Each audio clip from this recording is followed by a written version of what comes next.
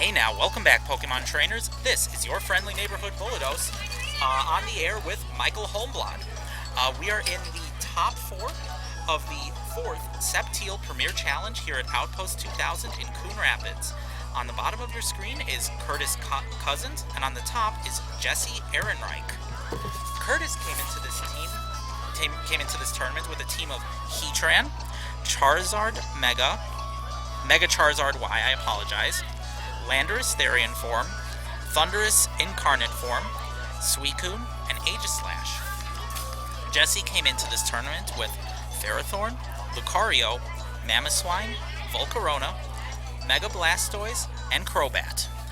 Both players will now have the chance to choose 4 of their 6 Pokemon to go into battle with. They first choose the 2 Pokemon that they're going to lead with, and then the 2 Pokemon that they'll have in reserve. Looks like Curtis is starting with Suicune, Landorus, Aegislash, and who was that 4th one? I think that was Landorus, right? So we're going to start the battle. Each player will send out their starting 2 Pokemon, and this will be a 2v2 battle. And the first person to knock out all 4 of their opponent's Pokemon will win this game. So it looks like Jesse is starting with his Mamoswine and Mega Blastoise, while Curtis is starting with Landorus, Therian, and Suicune. Alright, so we have a Mamoswine and a Blastoise starting out, Suicune and a Landorus.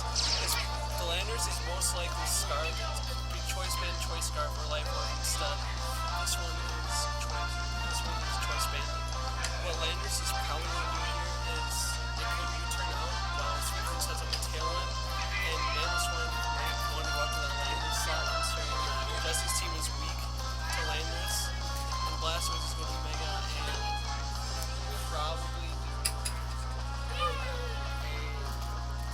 probably going to Water Pulse just to get extra damage off. Right now his biggest concern is to just get damage onto the screen.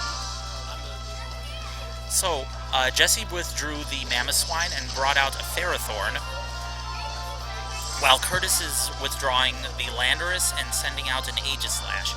Both teams seem to be going more defensive at this point. Blastoise Mega Evolves, and all of this happens before any of the attacks can occur. Suicune uses Tailwind, giving its team massive speed advantage. I think it forces everybody to go first, right? It doubles the speed on the side that used Tailwind. So it doubles his side of field speed. It looked like Blastoise used Water Pulse to get the confusion onto the Aegislash. Now Aegislash is confused here, so we have an interesting predicament. He's probably going to want to switch that up just because you don't want to confuse Aegislash staring down a Blastoise that could possibly have Dark Pulse and a Ferrothorn. His Ferrothorn is just going to want to leech himself. His biggest problem is the Ferrothorn, so he's probably going to make an investment just to deal with the Ferrothorn. It'll be interesting to see what both sides do. Blastoise is just going to Water Pulse and just get more damage off. So Suicune switches out, and we see a Charizard coming.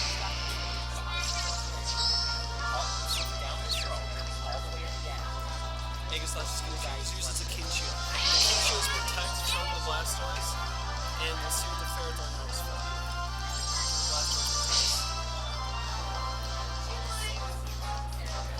goes for the Power Whip on the Suicune slot to try and get rid of it. So now what he can do here is he's probably going to Mega into Y and bring out the Sun. Blastoise is in a bad spot. Ferrothorn wants nothing to do on the field right now. Aegislash will probably just attack. It'll be interesting to see what these players do and how they adjust. Curtis, I'm just going to assume he goes straight for the offense, and I'm going to say that Jesse makes a defensive play. So Jesse withdraws his Blastoise, sending out a Volcarona instead. Charizard Y, as predicted, is going to Mega Evolve. And I'm thinking a Hidden Power Ground is about to hit. Drought makes the Sunlight harsh, which I believe doubles the effectiveness of fire attacks, and also makes Solar Beam a 1-turn hit. He goes for the Solar Beam on the Blastoise slot, which isn't too shocking. The Volcarona switching is really good here because now Volcarona puts a ton of pressure on the offensive side, and Ferrothorn can still stay in because Charizard most likely can't do anything to Volcarona unless it's like Hidden Power Rock or he launches a Fire Beam. gyro balls just get damage on the Charizard. While the Aegis Slash hits itself in confusion and doesn't get off its own attack. So, Aegislash is probably going to want to switch out here. It's under too much pressure to make it into Ferrothorn. And Charizard is going to... It's probably just going to stay in and attack. If it switches out, it's switch on the Landers just to put pressure on the Volcarona, because Volcarona is the biggest problem on the field right now. So he's switching out the Aegis Slash. It looks like Landorus is coming out. And probably the Charizard is also going to stick. Drops the attack of both of Jesse's Pokemon, and Protect comes out from the Ferrothorn. Charizard uses Overheat on the Ferrothorn, but that doesn't really matter. Heat Wave damages both Charizard and Landorus to a very large degree. Landorus is almost knocked out at this point. Now what's interesting here is that Charizard's probably going to go for the Overheat on the Ferrothorn again. He wants to get rid of the Ferrothorn, otherwise he's in trouble. Landers is going to try and Rock Slide to get rid of Volcarona, because Volcarona right now straight up beats everything with that Heat Wave pressure. It'll be interesting what the two do. The Charizard is probably going to want to protect him, and probably switch out Blastoise. So Volcarona starts out with a Protect, while Charizard uses an Overheat on the Ferrothorn, which is very likely going to knock it out. Ferrothorn is knocked out, which I believe is the first knockout of this game. But it doesn't really change the pressure situation.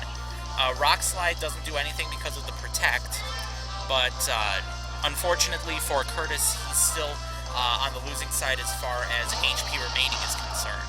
The Mamoswine comes out for Jesse, and we go back to choosing your attacks. Alright, a lot of momentum just switched into Jesse's situation because now Ferrothorn's out, so he doesn't have to worry about that with the Suicune anymore. He's got Suicune in the back, which he can beat the Volcarona and the Mamoswine, which is really good for him.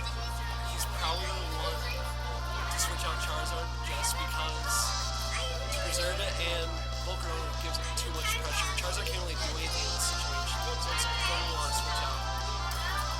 Landers is probably just going to go for a Rock Slide, or it might get out spot and go for a Swap, depending on the item. If it's a Choice Scarf, which this one is, it's probably going to go for knocking out the Landers, just to make it so Volcarona can win the game. So it looks like Curtis has selected both of his moves already, and I'm pretty certain that both of them were switching out. I just don't know which slot ended up with which switch. I didn't see it when it happened, I apologize. Jesse is still busy selecting all of his moves. What do you think Jesse's going to end up doing here? Tough position for Jesse, mainly because the Landers is still in the lot here. To me, it's obvious just to go for the Asking Crash on the Landers, but he doesn't know Landers is baiting, which faces a lot of problems. So, as predicted, Curtis is switching out both of his Pokemon, putting Aegislash in the left slot and Suicune in the right slot. Suicune's exerting its pressure, which reduces PP, which increases PP consumption. And Icicle Crash onto Suicune won't do a ton of damage, but does something. Quiver Dance from Volcarona increases its special attack and special defense. And speed. I haven't seen a move that increased 3 stats before. Quiver Dance is a very good move, especially on Volcarona, because now Volcarona has a +1 special attack, special defense, and speed. So if it wants to, it can just straight out attack. But the problem is Suicune can Scald it, which puts me in a lot of problems. His best move is to probably target down that Suicune, because Aegislash can't do anything to it. Mamoswine, it's probably best for Mamoswine to switch out. If he predicts Suicune, he will go for Tailwind. If he predicts proper, the Mamoswine comes out for the Mega Blastoise. Volcarona uses Heat Wave, going to deal a lot of damage to that Aegislash, and Aegislash is knocked out from the super effective attack. Suicune is reduced to a little bit more than half of its remaining HP, while Suicune drops down to Tailwind, but now Curtis is left with 3 Pokemon, and one of them is really badly damaged. Suicune's leftovers increases its remaining HP to a little under 2/3 remaining. and he's now choosing between Charizard and Landorus. Looks like Landorus is coming out, putting down another Intimidate. However, the Landorus is down to very little HP remaining and is very likely going to get knocked out by that Blastoise if he can't knock it out first. The play here is for Landorus just to do what Landorus does. Rock Slide is his best option. If he Earthquakes, he kills his own Suicune. If he goes for another move, probably Super Power or U-turn or Knockoff. I wouldn't suggest it though. The Rock Slide is just to go for the flinches. And so we got Rock Slide into a Protect, Ice Beam on the Blastoise, which won't do a ton of damage, but he might be going for Freeze at that point. However, Dragon Pulse from Blastoise goes on to Suicune and is going to put it down to about a quarter of its HP remaining. Suicune recovers from leftovers, and the Rock Slide avoid that having on Blastoise is really huge because now Blastoise has a free turn attack, and now Suicune is super low on HP. Volcarona has a +1 special effect, so Volcarona can just win the game on its own. It's in the position to do that. The question is, how does Jesse adjust to that? So Jesse's taking out Volcarona, sending in Mamoswine. Rock Slide, while Snuffy avoids the attack, Blastoise takes the full brunt, and about 3/4 of his HP remaining. And there's another double attack. Snuffy avoids the attack twice. Special attack on Blastoise drops. Water Pulse will knock out the Landorus, leaving Curtis with only 2 Pokemon remaining, both of them very much weakened. The clutch thing here is that now Landorus is out, and Curtis is forced to switch in Charizard, which is going to power that Volcarona if it comes back in. With the Mamoswine being most likely starved. He has high priority and speed right now, plus almost full HP Pokemon versus low HP Pokemon. It's looking pretty good for Curtis at this point. So I see Curtis already used Charizard's, Solar Beam, and he's trying really hard to knock out the Mamoswine, and Solar Beam's going to get very, very close to doing that just by itself. Suicune's attack is really just to try and get rid of that. But a critical attack from the Charizard means that Suicune has a free Scald onto Blastoise. Doesn't do a ton of damage, but burns the Blastoise instead. Alright, so the interesting thing here is that Blastoise is burned, but Dragon Pulse is going to knock out Charizard. So now we have a Volcarona and a Blastoise staring down a Suicune. I don't necessarily see Curtis coming out of this 1v2 position because we are in the sun. It's until when he is out. That's why made Charizard faster than was able to beat the crit, which meant tough. But now it's still good for Curtis because Blastoise Volcarona. There's Volcarona's Bug Buzz onto Suicune, which brings it down to 10. Suicune uses Snarl, which does minor damage onto both of Jesse's Pokemon, but it reduces special attack. Not going to matter very much because Dragon Pulse is just going to hit and knock out the Suicune. And Jesse will take Game 1 of this best 2 out of 3 match. We'll be back tomorrow with Game 2 of this top 4 match. Thank you guys for watching, and I hope to see you next time.